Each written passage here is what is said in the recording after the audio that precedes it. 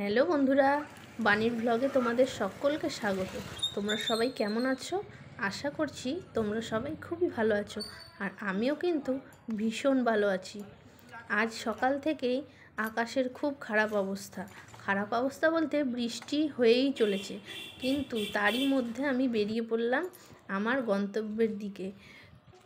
বৃষ্টি বাদলের কথা ভেবে যদি বাড়িতে বসে থাকি তাহলে তো সময় আর থেমে থাকবে না, সময় তো বয়ে চলে যাবে, তাই না?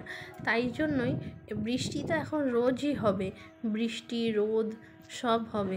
তো এই সব কিছুকে উপেক্ষা করে এগিয়ে যেতে হবে নিজের উদ্দেশ্যের দিকে। আমি উঠে পড়লাম এবার ট্রেনে।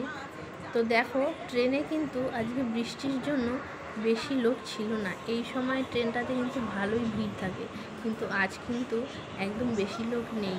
তবে যারা ছিল তারাও নিজের কাজেই যাচ্ছিল।